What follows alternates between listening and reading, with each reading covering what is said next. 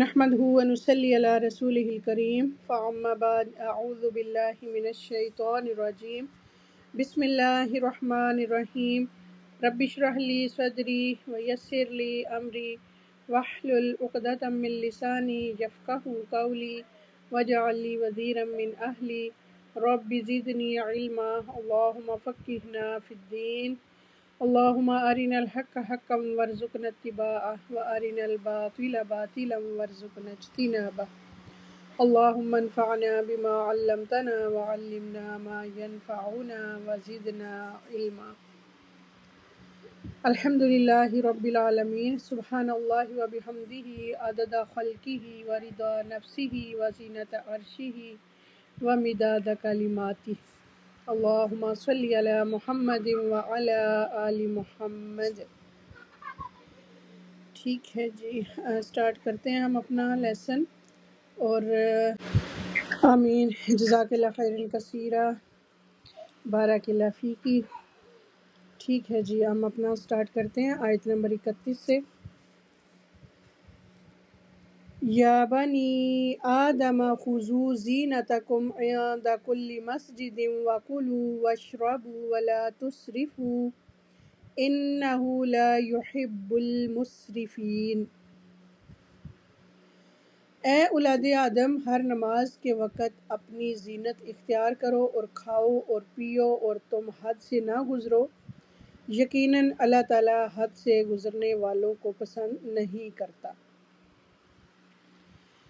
یعنی اس میں سیدنا عبداللہ بن عباس رضی اللہ تعالیٰ عنہما بیان کرتے ہیں کہ ایام جاہلیت میں عورت برہنہ ہو کر کعبہ کا طواف کرتی اور کہتی جاتی الیوم یبدو بعدہ او کلہ وما بدأ منہ فلا احل۔ آج میرے جسم کا کچھ حصہ یا سارا جسم ہی ننگا ہوگا، اور جو ننگا ہوگا اسے میں کسی کے لیے حلال قرار نہیں دوں گی۔ تو یہ آیت خذوا زینتکم عند کل مسجد نازل ہوئی، یعنی ہر نماز کے وقت اپنی زینت اختیار کرو۔ یا بنی آدم خذوا زینتکم عند کل مسجد۔ اس آیت میں ان مشرکوں کی مذمت ہے جو ننگے ہو کر بیت اللہ کا طواف کیا کرتے تھے۔ مسلمانوں کو حکم ہے کہ لباس پہن کر مسجدوں میں جاؤ۔ اس آیت میں زینت سے مراد ستر ڈھانپنا ہے۔ زینت سے مراد لباس کی صفائی بھی ہے۔ اے اولاد آدم، ہر فرض یا نفل نماز کے وقت اپنے ستر کو ڈھانپو، یعنی اللہ تعالیٰ نے لباس کو میل کچیل اور نجاست سے پاک رکھنے کا حکم دیا ہے۔ وَكُلُوا وَاشْرَبُوا، اور کھاؤ اور پیو، اللہ تعالیٰ نے جو کچھ عطا کیا ہے اس میں سے پاک چیزیں کھاؤ اور پیو۔ قرطبی احکام القرآن میں لکھتے ہیں کہ اہل عرب حج کے دنوں میں مرغن کھانے نہ کھاتے تھے، تو اللہ تعالیٰ نے یہ حکم دیا کہ کھاؤ اور پیو، اس پر پابندی نہیں ہے۔ وَلَا تُسْرِفُوا، اور تم حد سے نہ گزرو۔ سیدنا عبداللہ بن عباس رضی اللہ تعالیٰ عنہما بیان کرتے ہیں کہ حلال چیزوں میں سے جو چاہو کھاؤ اور جو چاہو پیو، مگر دو باتوں سے ضرور بچو، ایک ہے اسراف اور دوسرا ہے تکبر، یعنی اسراف اور تکبر سے۔ یہ بخاری کی روایت ہے 5783۔ وَلَا تُسْرِفُوا سے مراد ہے حد سے تجاوز نہ کرو۔ حلال چیزوں کو حرام قرار دینا بھی حد سے تجاوز کرنا ہے۔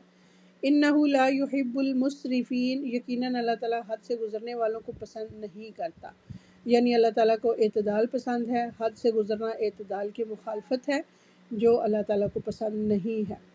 اسراف انسان کے جسم اور اس کے مالی معاملات میں نقصان کا سبب بنتا ہے، اور بعض اوقات ایسے حالات تک پہنچا دیتا ہے جس کی وجہ سے واجبات ادا کرنے بھی مشکل ہو جاتے ہیں۔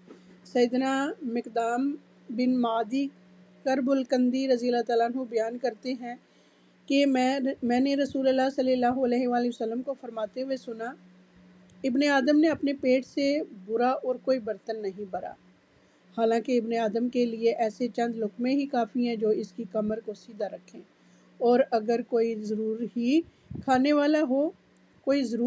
والا ہو تو اسے چاہیے کہ ایک تہائی کھانے کے لیے ایک تہائی پینے کے لیے اور ایک تہائی سانس لینے کے لیے رکھے۔ یہ مسند احمد کی روایت ہے 17191 اور ترمذی میں اس کا نمبر ہے 2380۔ آیت نمبر 32 ہے قل من حرم زینت اللہ التی اخرج لعبادہ والطیبات من الرزق قل ہی للذین آمنوا فی الحیاۃ الدنیا خالصۃ یوم القیامہ کذالک نفصل الآیات لقوم یعلمون۔ آپ پوچھیں کس نے اللہ تعالیٰ کی زینت کو حرام کر دیا اور پاکیزہ رزق کو جسے اس نے اپنے بندوں کے لیے نکالا ہے؟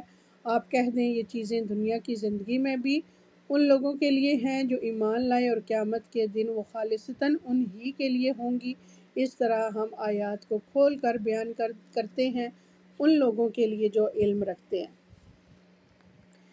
اپنی طرف سے حلال چیزوں کو حرام ٹھہرانے والوں سے یہ سوال کرنے کا حکم دیا گیا ہے کہ کل من حرم زینت اللہ التی اخرج لعبادہ والطیبات من الرزق، یعنی اللہ تعالیٰ نے اپنے نبی صلی اللہ علیہ وآلہ وسلم کو حکم دیا ہے کہ آپ صلی اللہ علیہ وآلہ وسلم انہیں کہہ دیں کس نے رزق میں سے طیب چیزیں، لباس، کھانا پینا وغیرہ حرام کر دیا ہے۔ رزق کی طیبات اللہ تعالیٰ نے بندوں کے لیے مباح کی ہیں۔ کون ہے جو اللہ تعالیٰ کی دی ہوئی وسعت کو تنگی میں بدل رہا ہے؟ خوش پوشی اور عمدہ قسم کی صحت بخش کھانے اللہ تعالیٰ نے حرام قرار نہیں دیے، پھر تم اپنی طرف سے ان چیزوں کو کیوں حرام ٹھہراتے ہو؟ اس آیت میں ان لوگوں کی سخت تردید ہے جو اللہ تعالیٰ کی دی ہوئی نعمتوں کے ترک استعمال کو درویشی سمجھتے ہیں اور گھٹیا قسم کا کھانا کھانے اور لباس پہننے ہی کو بڑی نیکی خیال کرتے ہیں۔ یعنی ماڑا سا کھا لیں گے تو کہیں گے کہ ہم بڑے نا اس طرح سے ہیں، یعنی عبادت گزار اور اللہ تعالیٰ کے برگزیدہ بندے ہیں، تو اس طرح سے یعنی اللہ تعالیٰ کی نعمتوں کو اس طرح استعمال کرنے سے منع کیا گیا ہے کہ اللہ تعالیٰ نے اگر آپ کو عمدہ چیزیں عطا کی ہوئی ہیں تو آپ گھٹیا چیزوں پہ نہیں جائیں گے، عمدہ چیزوں کو استعمال کریں گے۔ اسی طرح خوش لباسی یعنی اچھا لباس پہننا بھی اللہ تعالیٰ کی نعمتوں کی شکر گزاری میں آتا ہے۔ سیدنا اچھا لباس ہم پہنتے ہیں، لیکن لباس پہنتے ہوئے ہمیں اللہ تعالیٰ کی شکر گزاری کا احساس ہونا چاہیے، نہ کہ دکھاوے کا، کہ ہم اکثر لباس پہنتے ہیں نا کہ دکھاتے ہیں ہم لوگوں کو کہ لوگ ہماری تعریف کریں، یا لوگوں کو دکھاوے کے لیے، اپنے آپ کو بڑا بنانے کے لیے، تو اس چیز سے بچنا چاہیے۔ اس کی ممانعت ہے، لیکن یہ ہے کہ اچھا لباس پہنے اللہ تعالیٰ کی شکر گزاری کے لیے، اس میں ثواب ہے، گناہ نہیں ہے۔ سیدنا عبداللہ بن عمر رضی اللہ تعالیٰ عنہما بیان کرتے ہیں کہ رسول اللہ صلی اللہ علیہ وآلہ وسلم نے فرمایا اللہ تعالیٰ اس بات کو پسند کرتا ہے کہ اس کے بندے پر اس کی نعمتوں کے اثرات دیکھے جائیں۔ سبحان اللہ۔ یہ ترمذی کی روایت ہے 2819۔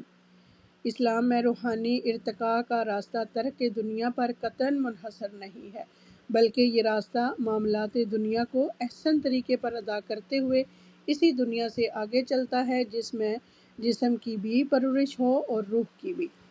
اور جو لوگ ترک دنیا کی راہ اختیار کر کے روحانی ارتقاء چاہتے ہیں تو یہ پابندیاں اللہ تعالیٰ نے قطعاً نہیں لگائیں، یہ ان کی اپنی خود ساختہ ہیں۔ اللہ تعالیٰ تو یہ چاہتا ہے کہ اس نے کسی شخص پر جو انعام کیا ہے ان کا اثر اس کے طرز زندگی سے ظاہر ہونا چاہیے۔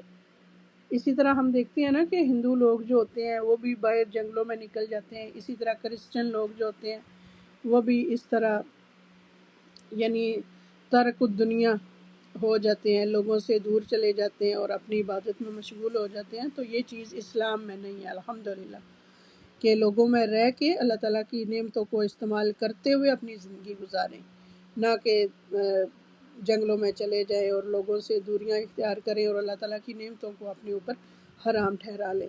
تو اس چیز سے منع کیا گیا ہے۔ قُلْ هِيَ لِلَّذِينَ آمَنُوا فِي الْحَيَاةِ الدُّنْيَا خَالِصَةً يَوْمَ الْقِيَامَةِ۔ آپ کہہ دیں یہ چیزیں دنیا کی زندگی میں بھی ان لوگوں کے لیے ہیں جو ایمان لائے اور قیامت کے دن وہ خالصتاً انہی کے لیے ہوں گی۔ یعنی اللہ رب العزت نے واضح فرمایا کہ زینت کی چیزیں دنیا کی زندگی میں بھی اہل ایمان کے لیے ہیں، قیامت کے روز تو زینت پر خالصتاً اہل ایمان کا حق ہوگا۔ رب العزت نے فرمایا سورہ الجن آیت نمبر 16 میں وَأَن لَّوِ اسْتَقَامُوا عَلَى الطَّرِيقَةِ لَأَسْقَيْنَاهُم مَّاءً غَدَقًا، اور یہ کہ اگر لوگ راہ ہدایت پر ثابت قدم رہتے تو ہم انہیں ضرور بہت وافر پانی سے پلاتے۔ در حقیقت کافر اس لائق نہیں ہے کہ کوئی بھی نعمت اسے دی جائے اور کسی بھی نعمت سے منفعہ ہو یعنی فائدہ اٹھائے، لیکن اللہ تعالیٰ کے نزدیک دنیا بے حیثیت ہے، اس لیے کافروں کو بھی دے دیتا ہے۔ سیدنا سہیل بن سعد رضی اللہ تعالیٰ عنہ بیان کرتے ہیں کہ رسول اللہ صلی اللہ علیہ وآلہ وسلم نے فرمایا اگر دنیا کی وقت اللہ تعالیٰ کے نزدیک مچھر کے پر کے برابر بھی ہوتی تو اللہ تعالیٰ کسی کافر کو اس میں سے ایک گھونٹ پانی بھی نہ پلاتا۔ یہ ترمذی کی روایت ہے 2320۔ کذالک نفصل الآیات لقوم یعلمون، اس طرح ہم آیات کو کھول کر بیان کرتے ہیں ان لوگوں کے لیے جو علم رکھتے ہیں۔ اللہ تعالیٰ کی بیان کردہ باتوں سے علم رکھنے والے ہی فائدہ اٹھا سکتے ہیں۔ وہ جانتے ہیں کہ یہ آیات اللہ تعالیٰ کی جانب سے ہیں اور وہ ان آیات کو سمجھتے ہیں اور ان میں غور و فکر کرتے ہیں۔ آیت نمبر 33 ہے قل انما حرم ربی الفواحش ما ظہر منها وما بطن والاثم والبغی بغیر الحق وان تشرکوا باللہ ما لم ينزل به سلطانا وان تقولوا علی اللہ ما لا تعلمون۔ قل انما حرم ربی الفواحش، آپ کہہ دیں یقیناً میرے رب نے بے حیائیوں کو حرام قرار دیا ہے، ما ظہر منها وما بطن، اور جو اس سے ظاہر ہوں یا پوشیدہ، والاثم والبغی یا بغیر الحق کی، اور گناہ کو اور ناحق ظلم کو،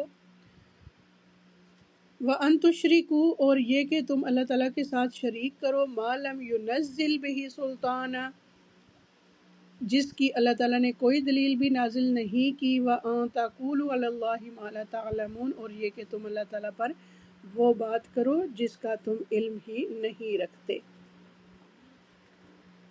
اللہ تعالیٰ نے اپنے نبی کو حکم دیا ہے کہ آپ صلی اللہ علیہ وآلہ وسلم انہیں کہہ دو میرے رب نے بڑے بڑے گناہ حرام کیے ہیں، یعنی فواحش، بے حیائی کے کام جن کی برائی کی وجہ سے انہیں فحش کہا جاتا ہے، جن میں زنا اور فعل قوم لوط وغیرہ شامل ہیں۔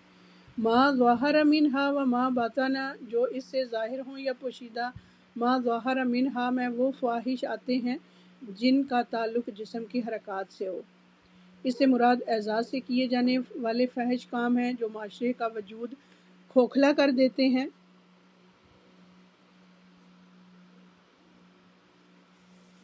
اور وما باطن میں وہ فواحش آتے ہیں جن کا تعلق قلب انسانی سے ہے اور جو دلوں کو گندا کر دیتے ہیں، مثلا بخل، ریا، نفاق، تکبر اور خود پسندی وغیرہ۔ اچھا، اب آپ کو ادھر فرق محسوس ہو رہا ہوگا، ما ظاہر منہا وما باطن، ظاہرہ میں کون سے گناہ آ جاتے ہیں؟ کس کو سمجھ آئی ہے وہ بتائے جلدی سے انمیوٹ کر کے۔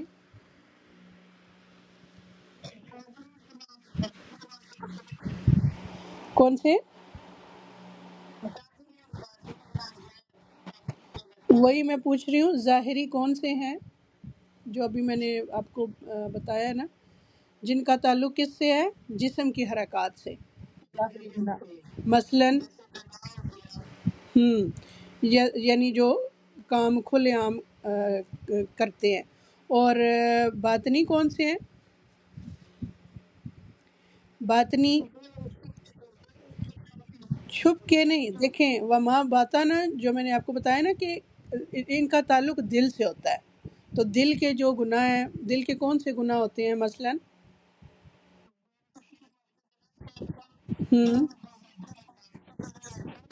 بالکل، یہ جی بالکل، بارک اللہ فیک کی، مثلاً بخل ہو گیا، ریاکاری ہو گئی، نفاق ہو گیا، اور تکبر اور خود پسندی وغیرہ، یہ سارے دل کے گناہ ہیں۔ سیدنا عبداللہ بن مسعود رضی اللہ تعالیٰ عنہ بیان کرتے ہیں کہ رسول اللہ صلی اللہ علیہ وآلہ وسلم نے فرمایا اللہ تعالیٰ سے زیادہ باغیرت اور کوئی نہیں، اس لیے اس نے ظاہر اور پوشیدہ بے حیائی کے تمام باتوں کو حرام قرار دیا ہے، اور جس قدر اللہ تعالیٰ کو مدح پسند ہے کسی اور کو نہیں. مدح یعنی تعریف، اللہ تعالیٰ کو اپنی تعریف بہت زیادہ پسند ہے. تو یہ جو ایپ آپ لوگوں نے ڈاؤن لوڈ کی ہوئی ہے نا دعائیں ایپ، اس میں اللہ تعالیٰ کے تعریفی کلمات بہت زیادہ ہیں. وہ ہو سکے تو ہر نماز کے بعد ایک پڑھ لیں، یا کسی بھی ٹائم پہ آپ فارغ بیٹھے ہوں تو آپ اس کو پڑھ سکتے ہیں. والاسم، اور گناہ کو، والاسم ہر نافرمانی کے کام کو اسم کہتے ہیں سا کے ساتھ. گناہ کے کام جو اللہ تعالیٰ کے حقوق کے بارے میں سزا کو واجب کرتے ہیں. اللہ تعالیٰ نے گناہ کے کاموں کو حرام قرار دیا ہے. والبغی بغیر الحق کی، اور ناحق ظلم کو، یعنی وہ ظلم جو حق اور انصاف کے خلاف ہو. اس سے مراد اپنی حد سے بڑھ کر ان حدود میں قدم رکھنا جہاں داخل ہونے کا انسان کو حق نہ ہو. اللہ تعالیٰ نے ناحق ظلم کو حرام قرار دیا ہے. وَأَن تُشْرِكُوا بِاللَّهِ مَا لَمْ يُنَزِّلْ بِهِ سُلْطَانًا، اور یہ کہ تم اللہ تعالیٰ کے ساتھ کسی کو شریک کرو جس کی اللہ تعالیٰ نے کوئی دلیل بھی نازل نہیں کی. اللہ تعالیٰ نے شرک کو حرام قرار دیا ہے. شرک یہ ہے کہ اللہ تعالیٰ کی مخلوق میں سے کسی کو اس کے ساتھ عبادت میں شریک ٹھہرایا جائے. اللہ تعالیٰ نے توحید کے لیے دلائل نازل کیے ہیں، شرک کے لیے دلائل نہیں دیے. یعنی پورا قرآن اگر آپ اٹھا کے پڑھ لیں تو کتنا زیادہ ذکر ہے نا توحید کا. اللہ تعالیٰ نے کتنی توحید بیان فرمائی ہے، لیکن شرک کی کوئی دلیل اللہ تعالیٰ نے نہیں اتاری. وَأَن تَقُولُوا عَلَى اللَّهِ مَا لَا تَعْلَمُونَ، اور یہ کہ تم اللہ تعالیٰ پر وہ بات کرو جس کا تم علم ہی نہیں رکھتے. یعنی اللہ تعالیٰ کے اسماء و صفات، افعال، اس کی شریعت اور حلال و حرام کے بارے میں علم کے بغیر بات کرنا. آیت نمبر 34 ہے وَلِكُلِّ أُمَّةٍ أَجَلٌ فَإِذَا جَاءَ أَجَلُهُمْ لَا يَسْتَأْخِرُونَ سَاعَةً وَلَا يَسْتَقْدِمُونَ، اور ہر قوم کے لیے ایک وقت ہے، پھر جب ان کا وقت آ جاتا ہے وہ نہ ایک گھڑی پیچھے ہٹ سکتے ہیں اور نہ ایک گھڑی آگے بڑھ سکتے ہیں. یعنی قوموں کے بارے میں اللہ تعالیٰ کی سنت واضح کی گئی ہے کہ وَلِكُلِّ أُمَّةٍ أَجَلٌ، اور ہر قوم کے لیے ایک وقت ہے. یعنی اللہ تعالیٰ نے انسانوں کو زمین پر بسایا تو ان کے لیے مدت مقرر کر دی. یہی ہر قوم کا مقرر وقت ہے. اس سے مراد یہ ہے کہ ہر قوم کو کام کرنے کے لیے جو مواقع فراہم کیے جاتے ہیں اس کی ایک حد مقرر کی جاتی ہے. ہر قوم کو برائیوں سے باوجود مہلت ملتی رہتی ہے، برائیوں کے باوجود مہلت ملتی رہتی ہے، حد سے گزرنے پر مہلت ختم کر دی جاتی ہے. فَإِذَا جَاءَ أَجَلُهُمْ لَا يَسْتَأْخِرُونَ سَاعَةً وَلَا يَسْتَقْدِمُونَ، پھر جب ان کا وقت آ جاتا ہے وہ نہ ایک گھڑی پیچھے ہٹ سکتے ہیں اور نہ آگے بڑھ سکتے ہیں. یعنی کوئی قوم نہ اپنی مقررہ مدت سے آگے بڑھ سکتی ہے نہ پیچھے ہٹ سکتی ہے، نہ ساری قومیں اکٹھی ہو کر اپنی اجل سے آگے بڑھ سکتی ہیں. اسلامی نظریہ حیات کے اس بنیادی عقیدے کے توسط سے بے خبر اور ناشکرے لوگوں کو جھنجھوڑا گیا ہے. اس عقیدے کے توسط سے یہ شعور دلایا جاتا ہے کہ یہ زندگی کی مہلت دائمی نہیں ہے، اس کی وجہ سے انسان سرکشی سے بچتا ہے. آیت نمبر 35 یا بنی آدم اما یأتینکم رسل منکم یقصون علیکم آیاتی فمن اتقی واصلح فلا خوف علیہم ولا هم یحزنون. اے اولاد آدم، اگر تمہارے پاس تم ہی میں سے رسول آئیں جو تمہیں میری آیات بیان کریں تو جس نے تقوی اختیار کیا اور اس نے اصلاح کر لی تو ان پر نہ کوئی خوف ہوگا اور نہ وہ غمگین ہوں گے. یعنی اللہ تعالیٰ کی جانب سے تخلیق آدم کے وقت نصیحت کی گئی تھی. اللہ تعالیٰ کی جانب سے رسول آئیں گے جو آیات پڑھ کر سنائیں گے اور اللہ تعالیٰ کے احکامات واضح کریں گے. جو اللہ تعالیٰ سے ڈر کر اصلاح کرے گا اس کے لیے خوف اور غم نہ ہوگا. فمن اتقی، تو جس نے تقوی اختیار کیا یعنی شرک اور کبیرہ صغیرہ گناہوں سے بچا. تقوی اللہ تعالیٰ کے عذاب کے خوف سے، گناہوں اور بے حیائی کے کاموں سے دور رکھتا ہے. تقوی اللہ تعالیٰ سے ثواب کی امید کے ساتھ اس سے اطاعت کے کام کرواتا ہے. تقوی انسان کو اللہ تعالیٰ کی فرما برداری اور نیک کاموں پر آمادہ کرتا ہے. تقوی انسان کو خوف سے نجات دلا کر امن کے دائرے میں لاتا ہے۔ تقوی کے ذریعے ہی انسان اللہ تعالیٰ کی رضامندی تک پہنچتا ہے۔ اچھا، تقوی سے مراد کیا ہے؟ کوئی بتائیں آپ میں سے؟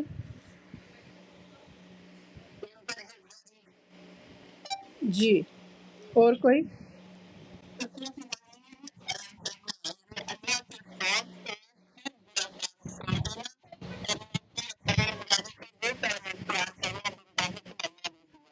بالکل، جی ٹھیک ہے، بارک اللہ۔ یعنی تقوی ہوتا ہے کہ اللہ تعالیٰ کے خوف سے گناہوں کو چھوڑنا اور اللہ تعالیٰ کی محبت میں نیکیوں کو کرنا۔ ٹھیک ہے، یہ دونوں چیزیں تقوی میں آتی ہیں۔ محبت ہوگی اللہ تعالیٰ سے تو ہم اللہ تعالیٰ کی محبت میں نیکیاں کریں گے، اور اللہ تعالیٰ کا خوف ہوگا تو ہم گناہوں سے بچ جائیں گے۔ تو اسی لیے احادیث میں یہ بھی آتا ہے کہ یہ جو رشتے نبھانے والی چیز ہے نا، یہ بھی تقوی کے بغیر نہیں ہو سکتی۔ ہم رشتے نہیں نبھا سکتے جب تک ہمارے دلوں میں تقوی نہ ہوگا۔ تو تقوی کی بنیاد پر ہی ساری نیکیاں ہوتی ہیں۔ وَأَصْلَحَ، اور اس نے اصلاح کر لی، اس سے مراد یہ ہے کہ اس نے ظاہری اور باطنی معاملات کی اصلاح کر لی۔ تو انشاءاللہ جو میں نے آپ کو کل آیت بھی بتائی تھی سورہ آل عمران کی آیت نمبر 134، اس میں بھی اپنی اصلاح کے پہلو ہم نے دیکھے ہیں، تو اللہ تعالیٰ ہمارے لیے آسانیاں فرمائے کہ ہم اس پہ عمل کر سکیں۔ اس آیت میں کیا تھا؟ کل میں نے بتایا تھا آپ کو، تھوڑا سا آپ میں سے کوئی بتائیں۔ آیت نمبر 134 میں کس چیز پہ ہم نے عمل کرنا تھا؟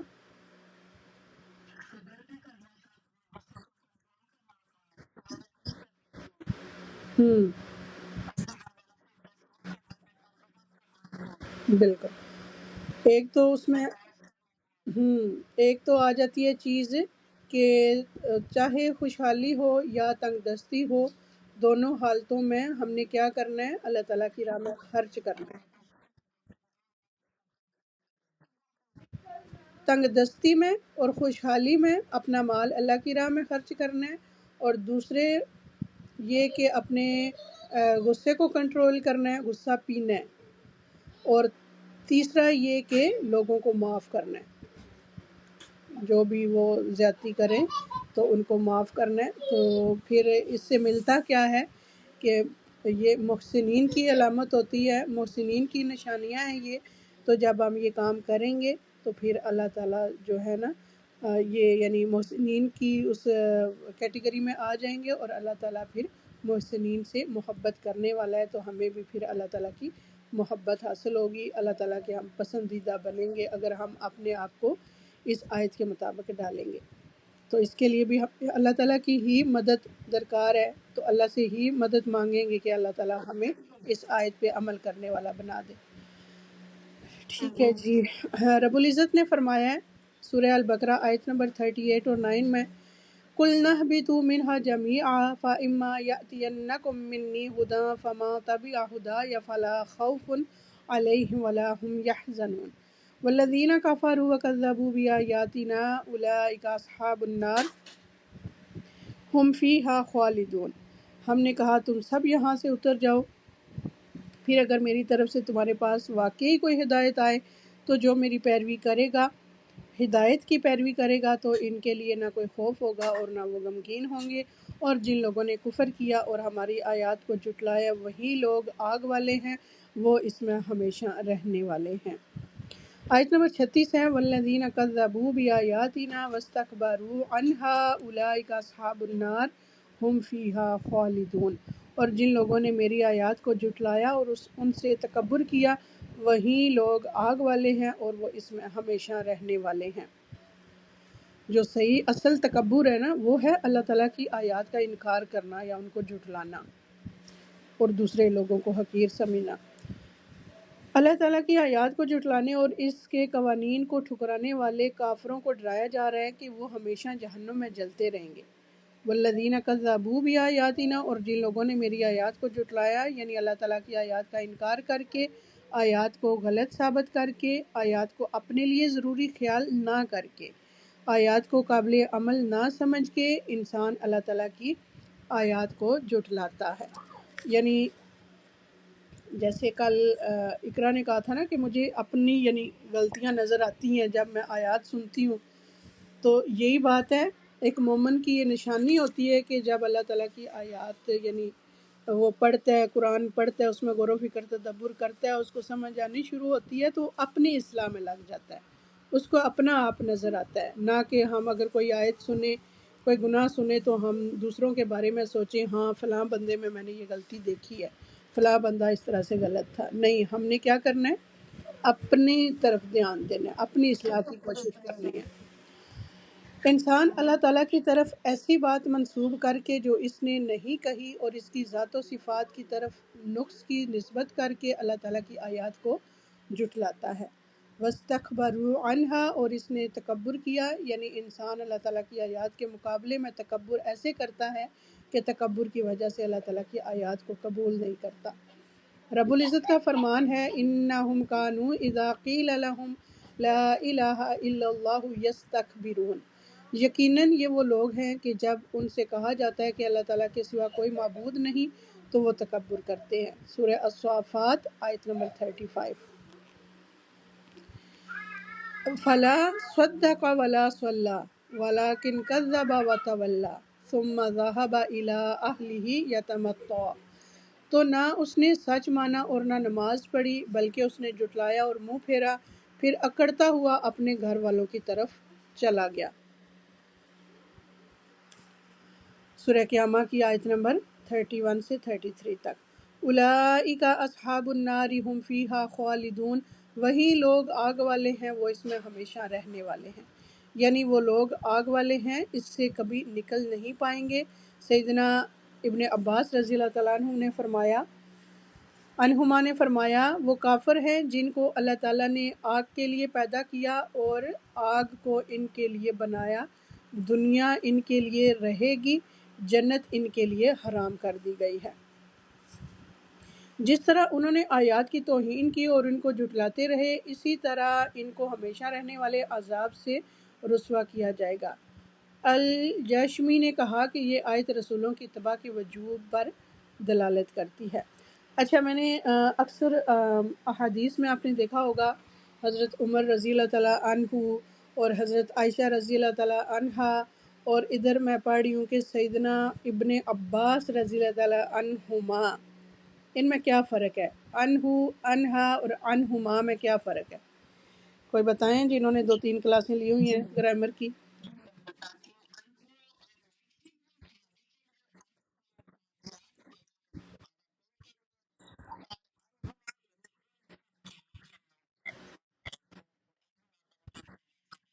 اچھا، ثانیہ آپ بتا سکتی ہیں عنہما؟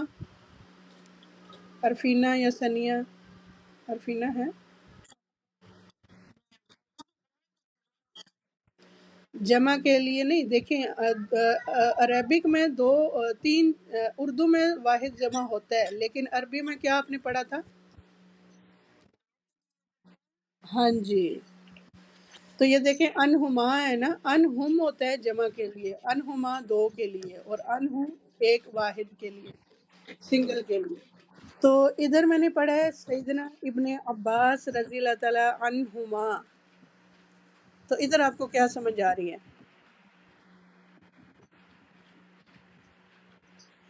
یعنی دیکھیں ادھر حضرت عباس رضی اللہ تعالیٰ عنہ کا ذکر ہے نا، تو ان کے والد کا بھی ذکر ہے پیچھے، ابن عباس بیٹے، یعنی ان دونوں جو باپ بیٹے ہیں نا، دونوں کے ساتھ اللہ تعالیٰ راضی ہو، تو یہ عنہما کا ذکر اس لیے ادھر آیا. اکثر ایک کے لیے جب ہوتا ہے تو وہ عنہ ہوتا ہے، تو ادھر 2 ہیں یعنی باپ بیٹا دونوں، تو دونوں کے لیے پھر عنہما استعمال ہوا ہے، حضرت عباس اور ان کے والد. ٹھیک ہے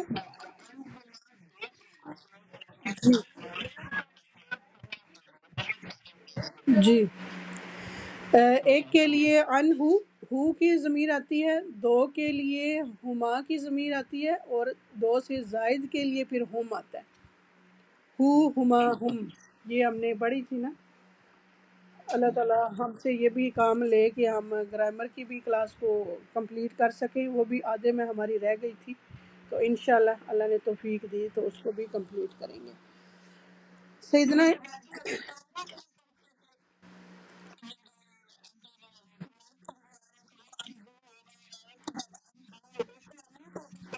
کہہ سکتے ہیں، عورت کا جدھر ذکر آتا ہے، جیسے حضرت عائشہ اگر روایت کر رہی ہیں تو ہم کہتے ہیں کہ حضرت عائشہ صدیقہ رضی اللہ تعالیٰ عنہا،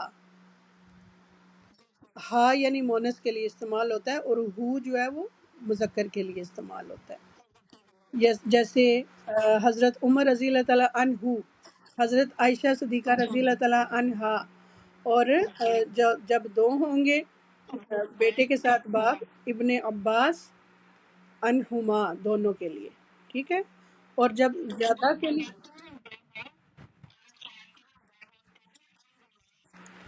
جی، ہیا ہما ہن، اس طرح آئے گا نا، تسنیہ کے لیے سیم ہی ہوگا۔ اچھا سیدنا، جی یہ پوائنٹ جو ہے نا قرآن میں بہت ایسے ملیں گے آپ کو، اور گرامر سیکھیں گے تو آپ کی اور زیادہ آنکھیں کھلیں گی۔ تو یہ مجھے اچانک سے یاد آ گیا، اور ہماری کلاس ہو چکی ہے گرامر کی، لیکن آدھے میں ہماری رہ گئی۔ جملہ اسمیہ ہم نے کمپلیٹ کیا تھا آلموسٹ، تو جملہ فعلیہ سٹارٹ کرنا تھا لیکن وہ رک گئی کسی وجہ سے، تو انشاءاللہ سٹارٹ کریں گے، کی بھی تو شروع سے سٹارٹ کریں گے تاکہ آپ سب بھی اس میں ایڈ ہو سکیں، تو انشاءاللہ۔ جس طرح انہوں نے آیات کی توہین کی اور ان کو جھٹلاتے رہے، اسی طرح ان کو ہمیشہ رہنے والے عذاب سے رسوا کیا جائے گا۔ اور الجاشمی نے کہا کہ یہ آیت رسولوں کی اتباع کے وجوب پر دلالت کرتی ہے۔ آیت نمبر 37 ہے، فَمَنْ أَظْلَمُ مِمَّنِ افْتَرَىٰ عَلَى اللَّهِ كَذِبًا أَوْ كَذَّبَ بِآيَاتِهِ أُولَٰئِكَ يَنَالُهُمْ نَصِيبُهُم مِّنَ الْكِتَابِ حَتَّىٰ إِذَا جَاءَتْهُمْ رُسُلُنَا يَتَوَفَّوْنَهُمْ قَالُوا أَيْنَ مَا كُنتُمْ تَدْعُونَ مِن دُونِ اللَّهِ قالوا ضلوا عنا وشهدوا على انفسهم انهم كانوا کافرین۔ پھر اس شخص سے بڑا ظالم کون ہے جس نے اللہ تعالیٰ پر جھوٹ باندھا یا اس کی آیات کو جھٹلایا۔ ان میوٹ کر لیں، اپنے میوٹ کر لیں۔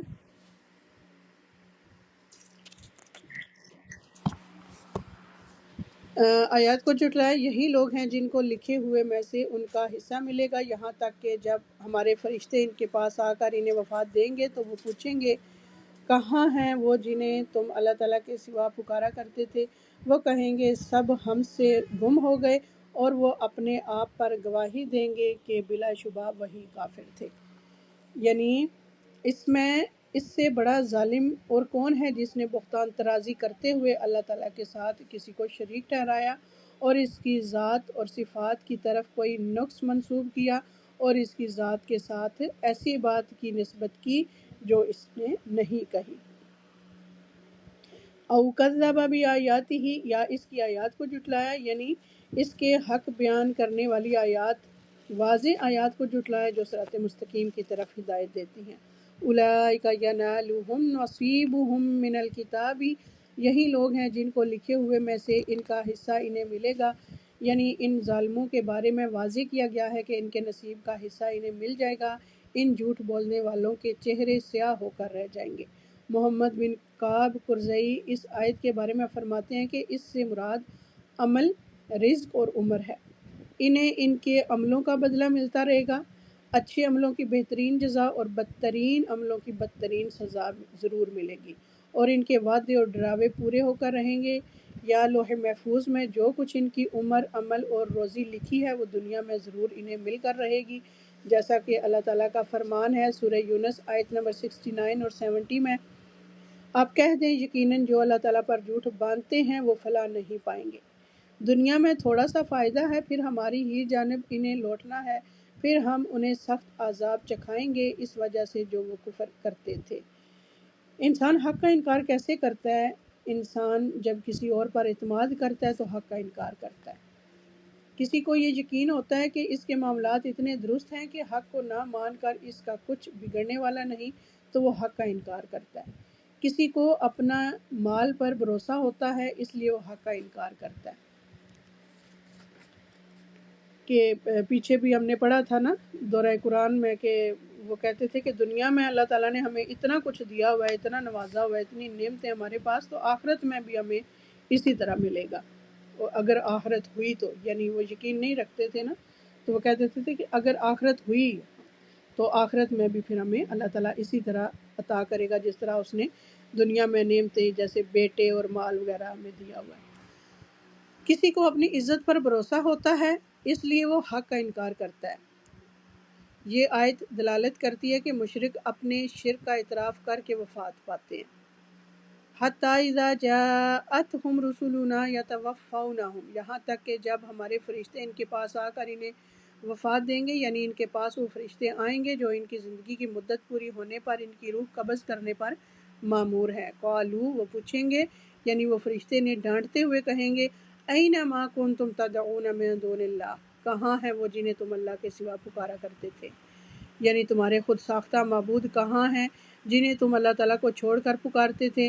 اب وقت ہے، تمہیں ضرورت بھی ہے، وہ مدد کر سکتے ہیں، تمہیں بچا سکتے ہیں، تمہاری تکلیف دور کر سکتے ہیں، تو انہیں بلاؤ. قالوا ضلوا عنا، وہ کہیں گے ہم سے وہ گم ہو گئے ہیں، سب ہم سے گم ہو گئے. وہ حسرت سے جواب دیں گے ہم سے کھو گئے، کہیں غائب ہو گئے، ہمیں ان سے مدد کی، بھلائی کی، فائدے کی کوئی توقع نہیں. وَشَهِدُوا عَلَىٰ أَنفُسِهِمْ أَنَّهُمْ كَانُوا كَافِرِينَ، اور وہ اپنے آپ پر گواہی دیں گے کہ بلا شبہ وہی کافر تھے. وہ اپنے اوپر گواہی دیں گے کہ واقعی ہم کافر ہیں، ہمیں اپنے کفر اور شرک کا اعتراف ہے. ان کے اعمال کا بدلہ مل کر رہے گا. یہ سرکش لوگ اللہ تعالیٰ کے عذاب کے مستحق ہیں جن کے دلوں میں ایمان نہیں اور جو اطاعت سے روگردانی کرتے ہیں. کوئی ان خود پسندوں کے کام نہیں آئے گا. اللہ تعالیٰ کے احکامات جھٹلانے اور ٹھکرانے والوں کو ڈرایا جا رہا ہے کہ دنیا کے تھوڑے سے فائدے کے بعد ہمیشہ ہمیشہ کا عذاب ان کا مقدر ہوگا. اچھا، اس میں نا کل میں ایک ویڈیو دیکھ رہی تھی جس میں وہ اتنے لوگ اکٹھے تھے، پتہ نہیں کون سا بازار تھا، کون سمال شریف کے پتہ نہیں کون سا نا، اسی طرح تو وہ ادھر زمین کھود کے نا تو بیچ میں سے موتی نکال رہے تھے. تو ایک انٹرویو کرنے والا ان سے کہہ رہا تھا کہ آپ یہ کیوں کر رہے ہیں نا، تو وہ کہتے ہیں ادھر سے ہمیں بیٹا ملتا ہے، میری اتنی بیٹیاں تھیں اور میں ادھر، یعنی کسی نے مجھے بتایا کہ ادھر آؤ، ادھر محنت کرو، یعنی زمین کھودو اور بیچ میں سے موتی نکالو تو تمہیں جو یہ بزرگ ہے نا بیٹے دیں گے تمہیں. تو کچھ کہہ رہے تھے کہ ہم ادھر سے موتی لے کے گئے اور ہمیں بیٹے ملے ہیں. اللہ اکبر. تو یعنی اتنی دور دور سے آ کے لوگ وہ زمین کھود رہے تھے، عورتیں مرد سارے. تو ایک کہہ رہا تھا مجھے 5 موتی ملے ہیں اور میں اپنی بھابھی کو، بہنوں کو اور ساروں کو دوں گا جن کی اولاد نہیں ہے یا جن کے بیٹے نہیں ہیں، تو ان کو بیٹے ہو جائیں گے اور وہ آ کے پھر ادھر مزار پہ سلام بھی کریں گے اگر ان کی اولاد ہو گئی تو. تو یہ حال ہے ہم کمزور ایمان والے مسلمانوں کا، سروں پہ پگڑیاں باندھی ہوئی ہیں اور زمین کھود رہے ہیں، اور اللہ کے بندے جو ہیں وہ ادھر سے یعنی نفع اور نقصان کا مالک ان کو بنایا ہوا ہے کہ ادھر ہم محنت کریں گے، موتی جو ملیں گے ہم لے کے جائیں گے تو ہمیں یہ بزرگ جو ہے نا بیٹا دے دیں گے. وہ واضح طور پہ کہہ رہے تھے، اللہ کا نام نشان بھی نہیں ادھر لے رہے تھے کہ اللہ دے گا ہمیں. وہ اللہ اکبر. اس طرح سے بالکل. ہوں. تو یہ سراسر جہالت ہے نا، سراسر جہالت ہے، قرآن سے دوری ہے، اور ان چیزوں میں لوگ پڑے ہوئے ہیں، شرک میں مبتلا ہیں اور خبر تک نہیں ہے، اور بیچارے جو ہے نا وہ نہ.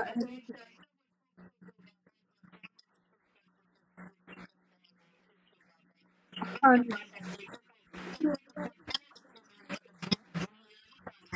ہوں. بالکل. بالکل. بس اللہ تعالیٰ سمجھ بوجھ دے سب کو، اور اللہ تعالیٰ شرک جیسی لعنت سے بچائے ہم سب کو. اللہ تعالیٰ اپنی پہچان دے، اپنی معرفت دے. قرآن اسی لیے ہم پڑھ رہے ہیں کہ ہم اللہ تعالیٰ کو پہچانیں، اپنے آپ کو پہچانیں، اور جو احکامات اللہ نے دیے ہیں ان پہ عمل کریں. اللہ تعالیٰ جی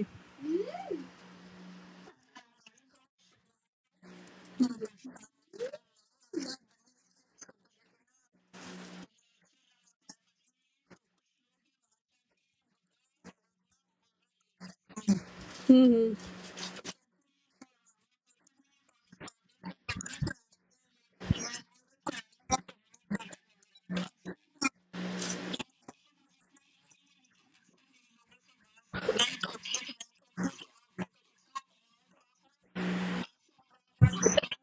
صلی اللہ علیہ وسلم ہوں ہاں جی یہ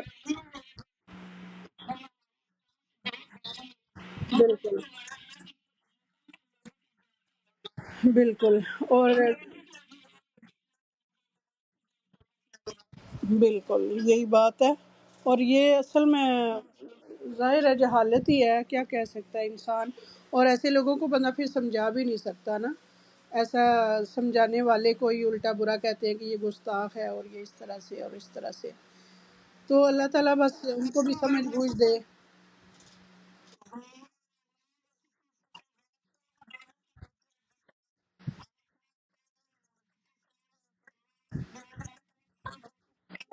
ہوں ہوں بے شک اسی طرح کی بات ہے، بالکل قرآن و سنت کی جو بھی بات کرے گا نا تو اس کو یہی ٹائٹل ملے گا۔ چلیں اللہ تعالیٰ ہوں ہوں اللہ تعالیٰ یعنی ہمیں اس میں بہت زیادہ محنت درکار ہے نا، کہ ہم محنت کریں، ہم لوگوں کو قرآن کی طرف لائیں، جوڑیں اور اس جہالت سے نکالیں اللہ تعالیٰ کی توفیق سے، تو ہمیں دعوت دینی نہیں چھوڑنی نا، کہ ہم خاموش ہو کے بیٹھ بھی نہیں سکتے کہ وہ جو کر رہے ہیں ٹھیک کر رہے ہیں، اپنے طور پہ کرتے رہیں، نہیں، آہستہ آہستہ ان کو بتاتے رہنا ہے، اور ان کو کوشش کریں کہ قرآن سے جڑیں وہ۔ اللہ تعالیٰ سب کو سمجھ بوجھ عطا فرمائے۔ انسان اپنی گمراہی پر کب گواہی دیتا ہے؟ جب انسان کو یہ پتہ لگ جاتا ہے کہ کوئی بچانے والا نہیں، جب اسے یقین ہو جاتا ہے کہ کوئی موت کو ٹال نہیں سکتا، جب اسے کوئی مددگار نہیں ملتا تو وہ اپنے خلاف خود ہی گواہی دیتا ہے، وہ موت کے وقت اپنے خلاف گواہی دیتا ہے۔ تو موت کے وقت کی گواہی تو پھر قابل قبول نہیں ہوگی نا، اگر زندگی اس طرح سے گزار رہے ہیں اور موت کے فرشتے نظر آ رہے ہیں، اب پتہ ہے کہ مر جانا ہے، تو پھر کوئی فائدہ نہیں ہے نہ توبہ کرنے کا اور نہ اپنے آپ کو یعنی اس طرح سے ندامت کرنے کا۔ تو دیکھیں قیامت کے دن وہ سب کہیں گے کہ یہ ہم سے گم ہو گئے ہیں، ہم سے کھو گئے ہیں، کہیں ہماری مدد نہیں کر سکتے۔ تو یہ اگر سمجھ بوجھ ادھر ہی ہو جائے ہمیں دنیا میں ہی، ہم سمجھ جائیں اس چیز کو، تو ہماری آخرت سنور سکتی ہے، ہم بچ سکتے ہیں اللہ کے عذاب سے۔ آیت نمبر 38 ہے، قَالَ ادْخُلُوا فِي أُمَمٍ قَدْ خَلَتْ مِن قَبْلِكُم مِّنَ الْجِنِّ وَالْإِنسِ فِي النَّارِ كُلَّمَا دَخَلَتْ أُمَّةٌ لَعَنَتْ أُخْتَهَا حَتَّى إِذَا ادَّارَكُوا فِيهَا جَمِيعًا قَالَتْ أُخْرَاهُمْ لِأُولَاهُمْ رَبَّنَا هَٰؤُلَاءِ أضلونا فآتهم عذابا ضعفا من النار قال لكل ضعف ولكن لا تعلمون۔ اللہ تعالیٰ فرمائے گا آگ میں داخل ہو جاؤ جنوں اور انسانوں کے گروہوں کے ساتھ جو تم سے پہلے گزر چکے، جب بھی کوئی جماعت داخل ہوگی وہ اپنی ساتھی جماعت پر لعنت کرے گی، یہاں تک کہ جب وہ سب اس پر آ ملیں گے تو ان کی پچھلی اپنے سے پہلی جماعت کے بارے میں کہے گی، اے ہمارے رب، یہی لوگ ہیں جنہوں نے ہمیں گمراہ کیا، چنانچہ آپ انہیں آگ کا دگنا عذاب دیں۔ اللہ تعالیٰ فرمائیں گے ہر ایک کے لیے دگنا ہے، اور لیکن تم نہیں جانتے۔ قَالَ ادْخُلُوا فِي أُمَمٍ، اللہ تعالیٰ فرمائے گا آگ میں داخل ہو جاؤ گروہوں کے ساتھ، یعنی فرشتے ان سے کہیں گے کہ ان کی قوموں میں داخل ہو جاؤ۔ قَدْ خَلَتْ مِن قَبْلِكُم مِّنَ الْجِنِّ وَالْإِنسِ، وہ بھی تمہاری طرح یعنی گمراہی میں زندگی بسر کرتے رہے، انہوں نے بھی کفر اور شرک کا راستہ اختیار کیا اور ہلاکت کے مستحق ٹھہرے۔ فی الناری یعنی اب ہمیشہ کے لیے آگ میں رہو۔ کلما دخلت امت لعنت اختہا، یعنی سرکش اور نافرمان لوگوں کی کوئی جماعت جب جہنم میں داخل ہوگی تو اپنے جیسی مشرک جماعت پر لعنت کرے گی، جیسا کہ رب العزت نے فرمایا آیت سورہ البقرہ آیت نمبر 166 اور 167 میں، جب وہ لوگ جن کی پیروی کی گئی تھی ان لوگوں سے بالکل بے تعلق ہو جائیں گے جنہوں نے پیروی کی، اور وہ عذاب کو دیکھ لیں گے اور ان کے آپس کے تعلقات بالکل ٹوٹ جائیں گے، اور جن لوگوں نے پیروی کی تھی کہیں گے کاش ہمارے لیے ایک بار دوبارہ جانا ہو تو ہم بھی ان سے بالکل بے تعلق ہو جائیں جیسا کہ وہ ہم سے بالکل بے تعلق ہو گئے۔ اس طرح انہیں اللہ تعالیٰ ان کے اعمال ان پر حسرتیں بنا کر دکھائے گا اور وہ جہنم کے آگ سے کسی صورت نکلنے والے نہیں ہیں۔ تو قیامت کے روز کافر ایک دوسرے کو کافر کہیں گے اور برا بھلا کہیں گے۔ ثم یوم القیامت یکفر بعضکم ببعض ویلعن بعضکم بعضا، قیامت کے دن تم میں سے کوئی کسی دوسرے کا انکار کرے گا اور تم میں سے کوئی دوسرے پر لعنت کرے گا۔ سورہ العنکبوت آیت نمبر 25۔ حتی اذا ادارکوا فیہا جمیعا، یہاں تک کہ جب وہ سب اس میں آ ملیں گے، یعنی جب جہنم میں پہلے اور پچھلے لیڈر اور پیروکار سب اکٹھے ہو جائیں گے۔ قالت اخراہم، تو ان کی پچھلی کہے گی، یعنی قائدوں، سرداروں اور لیڈروں کے پیروکار کہیں گے، لِأُولَاهُمْ، اپنے سے پہلی جماعت کے بارے میں، یعنی اپنے سرداروں اور قائدوں اور لیڈروں کے بارے میں اللہ تعالیٰ سے درخواست کریں گے، ربنا ہؤلاء اضلونا فآتهم عذابا ضعفا من النار، اے ہمارے رب یہی لوگ ہیں جنہوں نے ہمیں گمراہ کیا، چنانچہ آپ انہیں آگ کا دگنا عذاب دیں، یعنی کیونکہ انہوں نے برے اعمال کو ہمارے سامنے مزین کیا، ہمیں گمراہ کیا، انہیں آگ کا عذاب دے۔ انسان کی آنکھوں سے سارے پردے ہٹ جائیں گے، اس وجہ سے وہ ایک دوسرے کو حقیقی روپ میں دیکھنے لگیں گے۔ پیروی کرنے والے اپنے لیڈروں پر لعنت بھیجیں گے اور ان کے کام کو جھوٹا تماشا قرار دیں گے۔ قال لکل ضعف ولکن لا یعلمون، اللہ تعالیٰ فرمائیں گے ہر ایک کے لیے دگنا ہے اور لیکن تم نہیں جانتے، یعنی جہنم میں ہر ایک کو دگنا عذاب ہے لیکن عذاب پانے والے نہیں جانتے، جیسا کہ رب العزت نے فرمایا وَلَا يَحْمِلُنَّ أَثْقَالَهُمْ وَأَثْقَالًا مَعَ أَثْقَالِهِمْ وَلَا يُسْأَلُنَّ يَوْمَ الْقِيَامَةِ عَمَّا كَانُوا يَفْتَرُونَ، اور یقیناً وہ ضرور اپنے بوجھ اٹھائیں گے اور اپنے بوجھوں کے ساتھ دوسرے بوجھ بھی، اور قیامت کے دن ان سے یقیناً ضرور پوچھا جائے گا جو وہ گھڑا کرتے تھے۔ سورہ العنکبوت آیت نمبر 13۔ یعنی جو گناہ کرتے ہیں نا لوگ دوسروں کے سامنے، تو ان کو دیکھا دیکھی دوسرے بھی گناہ کر رہے ہوتے ہیں تو وہ اپنے گناہ کا بوجھ بھی اٹھائے ہوئے ہوں گے قیامت کے دن، اور دوسروں کے بوجھ بھی اپنے کندھوں پہ لادے ہوئے ہوں گے۔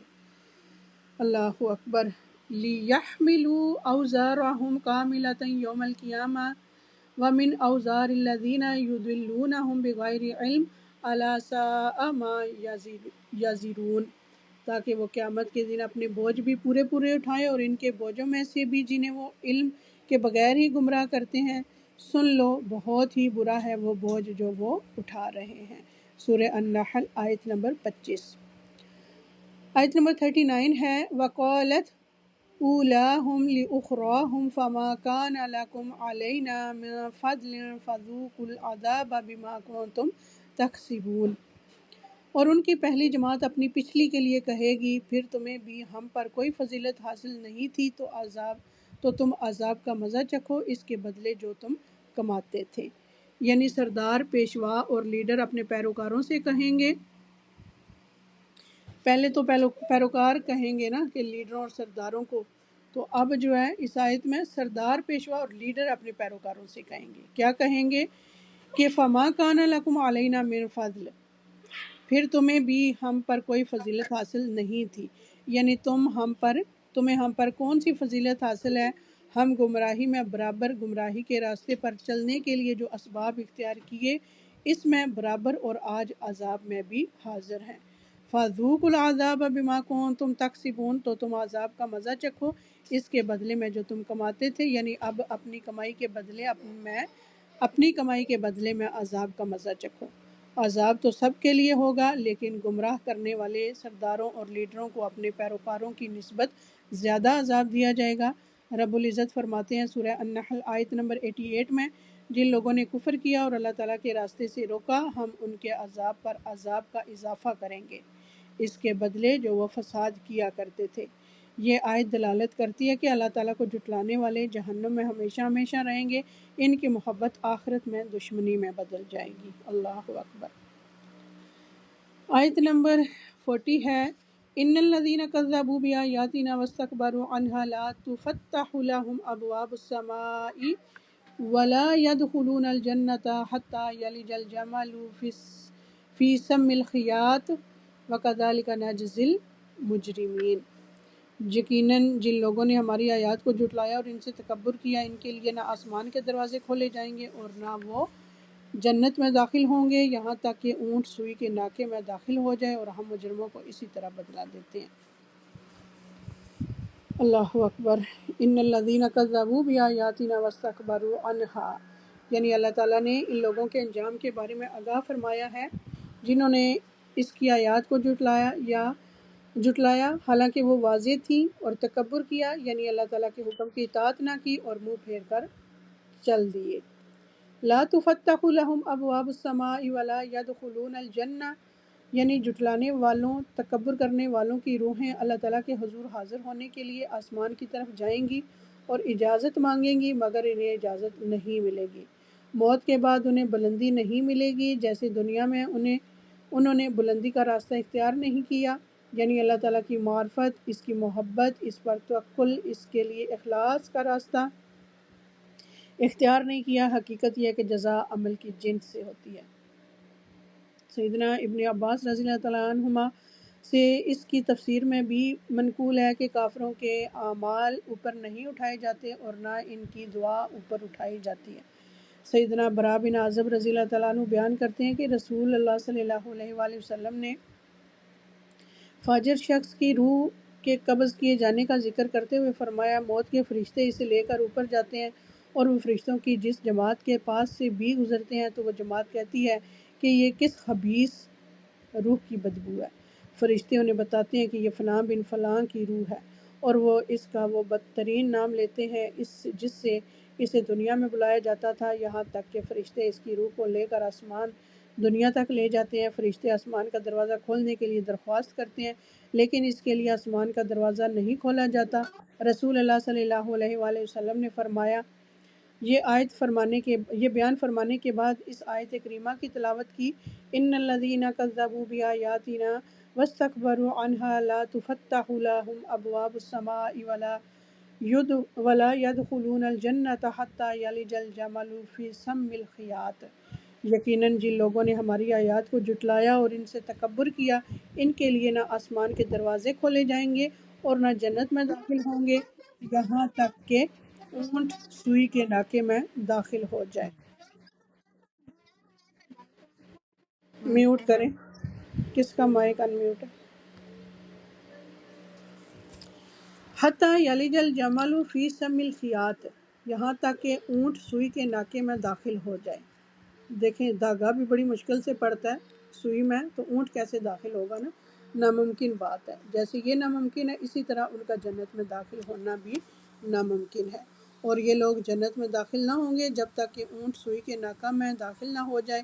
یہ تعلق بالمحال کے طور پر ہے، مطلب یہ ہے کہ نہ اونٹ سوئی کے ناکے میں داخل ہو سکتا ہے اور نہ یہ لوگ جنت میں داخل ہو سکتے ہیں۔ یہ عربی زبان کا محاورہ ہے جو کسی ناممکن عمل بات کے موقع پر بولا جاتا ہے، یعنی جس طرح اونٹ کا سوئی کے ناکے میں داخل ہونا ناممکن ہے، ویسے ہی شیطان سیرت آدمیوں کا جنت میں داخل ہونا ناممکن ہے، اور جنت میں داخل ہونا دور کی بات ہے۔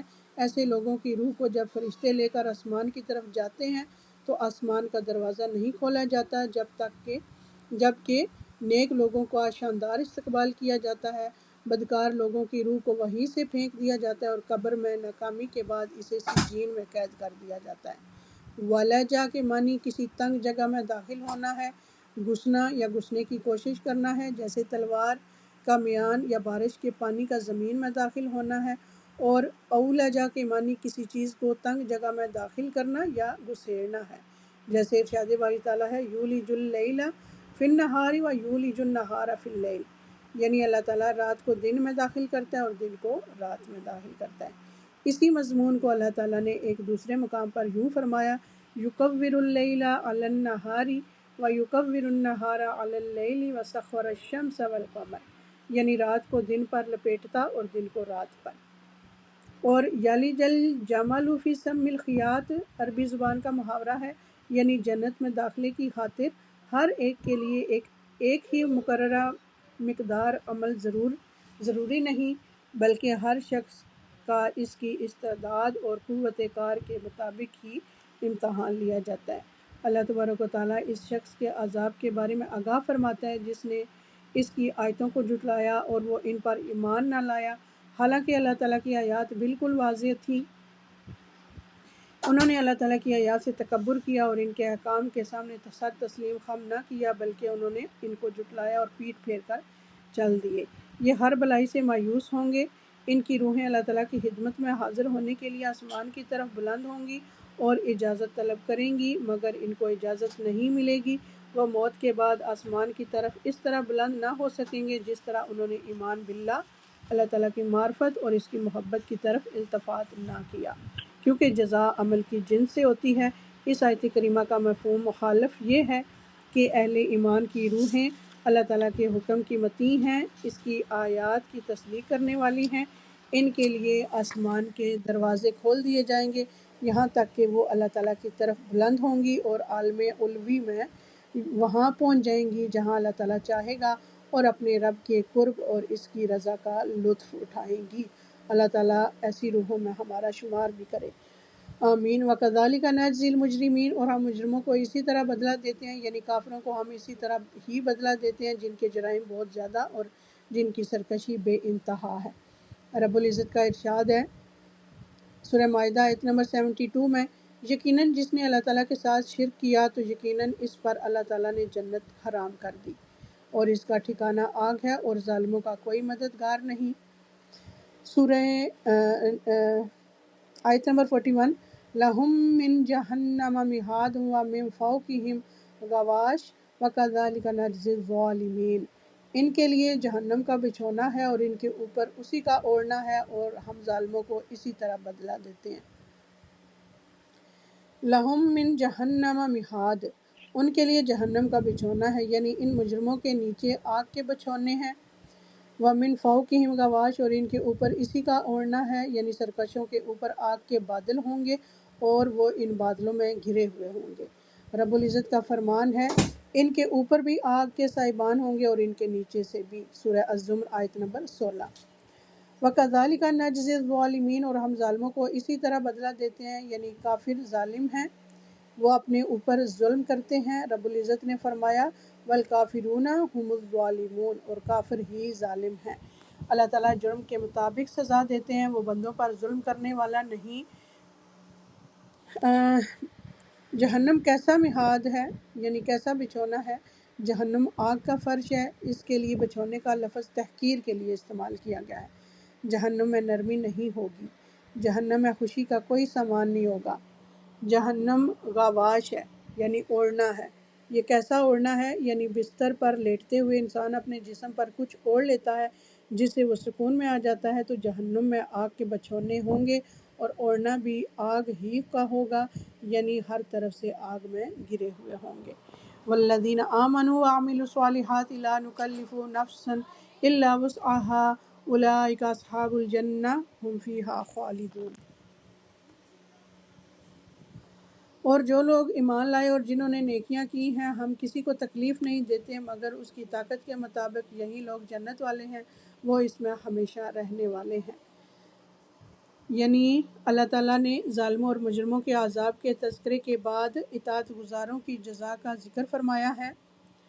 والذین آمنوا، یعنی وہ لوگ جن کے دلوں میں ایمان ہے، جو دل سے ایمان لائے، وعملوا الصالحات، جن کے اعضاء بھی اللہ تعالیٰ کی رضا کے لیے اخلاص کے ساتھ شریعت پر عمل کرتے رہے، یعنی اللہ تعالیٰ کے احکامات کی اطاعت اور اس کے محرمات کو چھوڑ کر ظاہری اور باطنی طور پر نیک عمل کرتے رہے۔ لا نکلف نفسا الا وسعها، ہم کسی کو تکلیف نہیں دیتے مگر اس کی طاقت کے مطابق۔ نیک اعمال میں واجب اور مستحب سارے اعمال شامل ہیں، یعنی بعض اوقات نیک اعمال کرتے ہوئے کہیں اخلاص میں نقص رہ جاتا ہے، کہیں شکر میں، کہیں صبر میں کمی، کہیں اللہ تعالیٰ کی رضا کو پیش نظر رکھنے میں کوتاہی ہو جاتی ہے۔ اس پر اللہ تعالیٰ نے فرمایا کہ اللہ تعالیٰ کسی جان کو اس کی طاقت سے زیادہ تکلیف نہیں دیتا۔ شیطان کی مخالفت اور شیطان کی نافرمانی اور اللہ تعالیٰ کی فرما برداری انسان کی طاقت سے باہر کے کام نہیں ہیں جن کے نتیجے میں جنت ملے گی۔ اللہ تعالیٰ کسی پر اس کی قدرت سے زیادہ بوجھ نہیں ڈالتے۔ رب العزت کا فرمان ہے لا یکلف اللہ نفسا الا وسعها۔ اللہ تعالیٰ وہی چیز فرض کرتا ہے جس کی کوئی طاقت رکھتا ہے۔ فرمایا کہ وما جعل علیکم فی الدین من حرج، اور اس نے دین میں تم پر تنگی نہیں رکھی۔ سورہ حج کی آیت نمبر 78۔ رب العزت نے فرمایا سورہ تغابن آیت نمبر 16 میں فاتقوا اللہ ما استطعتم، سو جتنی تم استطاعت رکھتے ہو اللہ تعالیٰ سے ڈرتے رہو۔ جب انسان عاجز ہو جائے تو واجب کی ادائیگی لازم نہیں رہتی اور اضطراری حالت میں حرام سے اجتناب واجب نہیں رہتا۔ سیدنا ابو ہریرہ رضی اللہ تعالیٰ عنہ بیان کرتے ہیں کہ رسول اللہ صلی اللہ علیہ وآلہ وسلم نے فرمایا جب میں تمہیں کسی چیز سے منع کروں تو اس سے بچا کرو، اور جب کسی کام کا حکم دوں تو جہاں تک ہو سکے اس کی تعمیل کیا کرو۔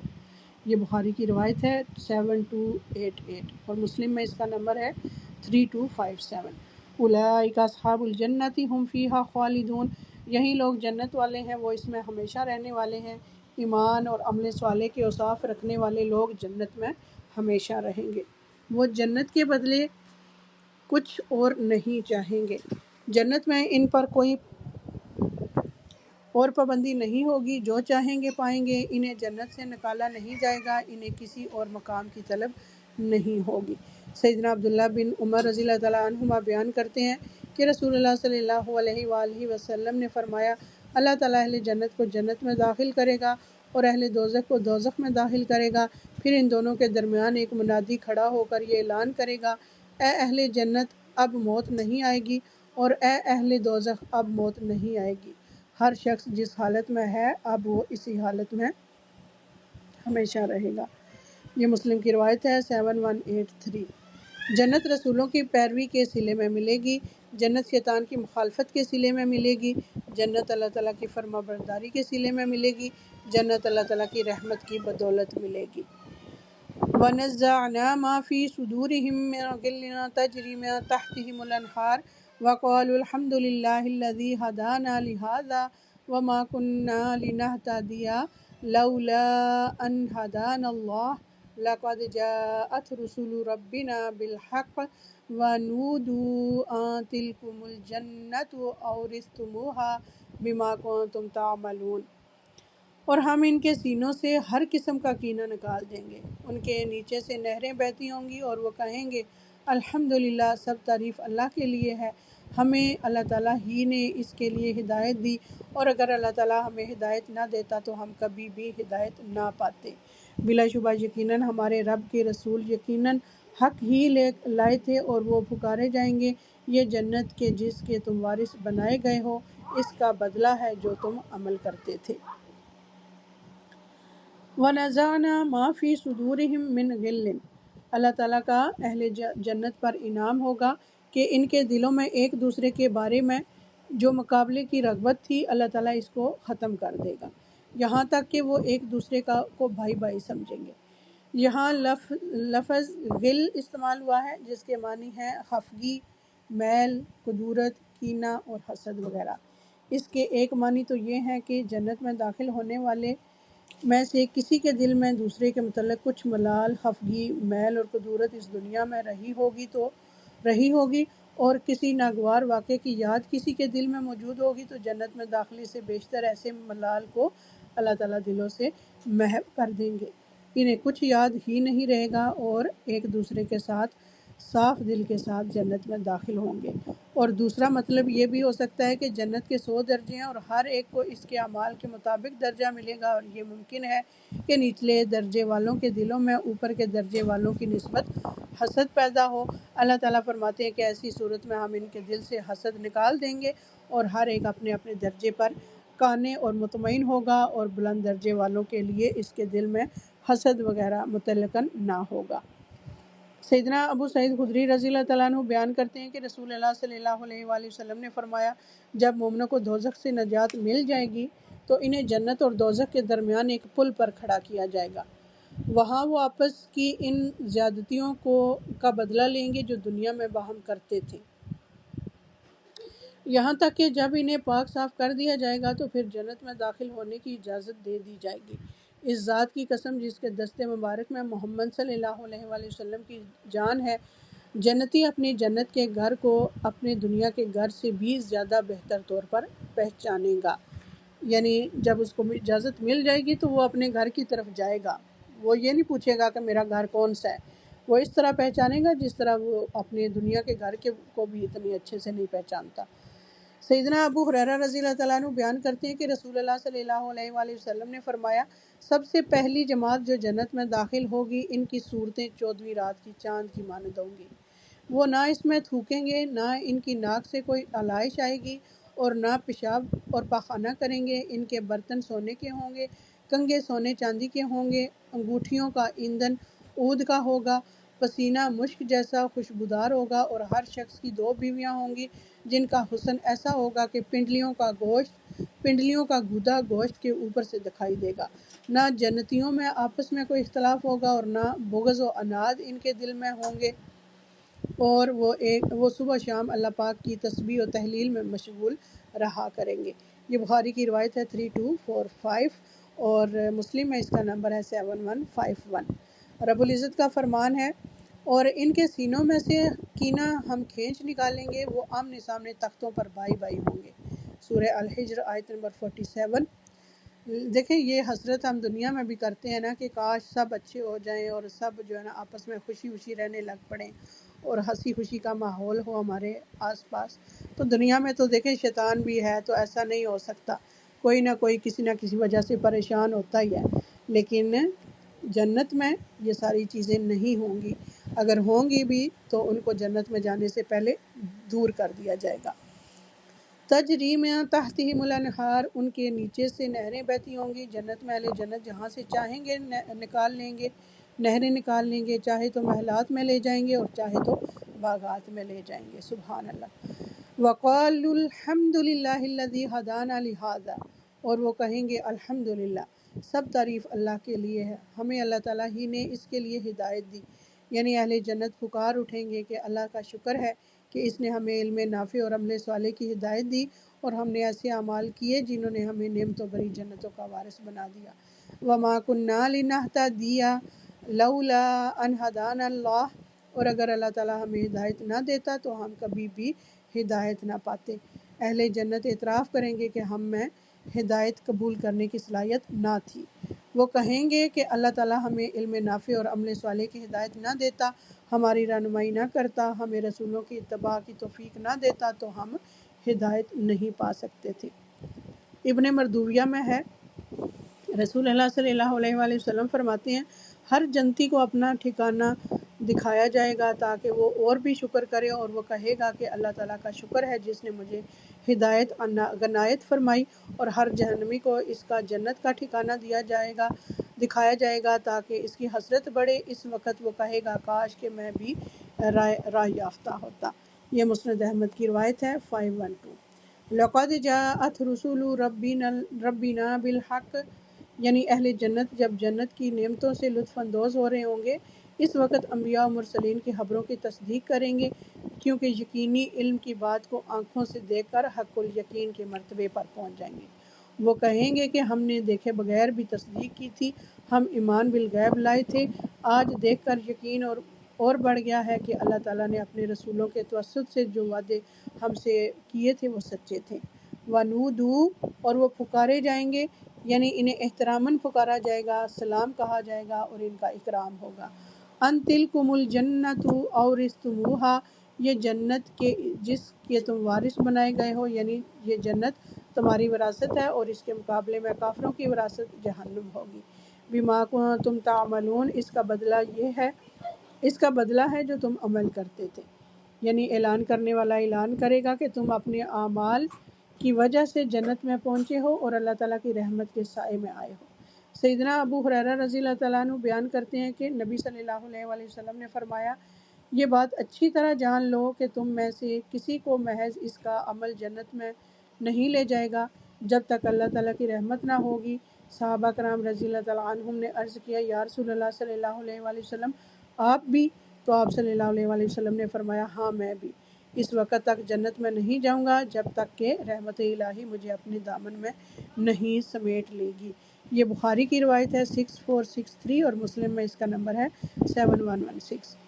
حقیقت یہ ہے کہ کوئی شخص اس دنیا میں کتنے ہی نیک اعمال کر لے، وہ اللہ تعالیٰ کی سابقہ احسانات کا بدلہ نہیں چکا سکتا، پھر جنت کا حقدار کیسے ہو سکتا ہے؟ اسی حقیقت کو رسول اللہ صلی اللہ علیہ وآلہ وسلم نے ایک دفعہ بیان فرمایا تو سیدہ عائشہ رضی اللہ تعالیٰ عنہا کہنے لگیں، یا رسول اللہ صلی اللہ علیہ وآلہ وسلم، کیا آپ صلی اللہ علیہ وآلہ وسلم بھی اپنے اعمال کے بدلے میں جنت میں نہ جا سکیں گے؟ فرمایا، میں بھی نہیں۔ پھر فرمایا، الا یہ کہ اللہ تعالیٰ اپنی رحمت سے مجھے ڈانپ لے۔ سیدنا ابو سعید خدری رضی اللہ تعالیٰ عنہ اور سیدنا ابو ہریرہ رضی اللہ تعالیٰ عنہ بیان کرتے ہیں کہ رسول اللہ صلی اللہ علیہ وآلہ وسلم نے فرمایا، ایک منادی ندا دے گا، اے اہل جنت، اب تم صحت مند رہو گے، کبھی بیمار نہ ہوگے، اور تم زندہ رہو گے، تمہیں کبھی موت نہ آئے گی، اور تم جوان رہو گے، تم کبھی بوڑھے نہیں ہوگے، تم عیش میں زندگی گزارو گے، تمہیں کبھی حزن و ملال نہیں ہوگا۔ یہی مطلب ہے اللہ تعالیٰ کے اس فرمان کا، وَنُودُوا أَن تِلْكُمُ الْجَنَّةُ أُورِثْتُمُوهَا بِمَا كُنتُمْ تَعْمَلُونَ، اور انہیں آواز دی جائے گی کہ یہ جنت ہے جس کے وارث تم اس کی وجہ سے بنائے گئے ہو جو تم عمل کیا کرتے تھے۔ یہ مسلم کی روایت ہے 7157۔ اہل دوزخ ایک دوسرے کو کوس رہے ہوں گے، لعنت ملامت اور دست و گریباں ہونے کے سوا ان کی کوئی سرگرمی نہ ہوگی، وہاں آؤ فریاد اور مایوسی ہوگی۔ اہل جنت اللہ کی تعریف اور اس کے احسانات کا اعتراف کر رہے ہوں گے، ان کی زبانیں اللہ تعالیٰ کی یاد سے تر ہوں گی، وہ اللہ تعالیٰ کو سہارا بنانے پر خوشی محسوس کر رہے ہوں گے، وہ رسولوں اور حق کے طرف بلانے والوں کی خبروں پر خوش ہو رہے ہوں گے، ایک دوسرے سے محبت کریں گے اور اللہ تعالیٰ کے احسانات پر شکر ادا کریں گے کہ اس نے ہدایت قبول کرنے کی توفیق دی۔ اہل دوزخ آگ میں گرے ہوئے ہوں گے اور اہل جنت باغات میں ہوں گے جن کے نیچے سے نہریں بہہ رہی ہوں گی، ان نہروں کی وجہ سے پوری فضا میں خوشی و مسرت ہوگی۔ اہل دوزخ کے پاس تلخ یادوں کے سوا کچھ نہ ہوگا، ان کا سینہ حسرت و یاس کا مدفن ہوگا۔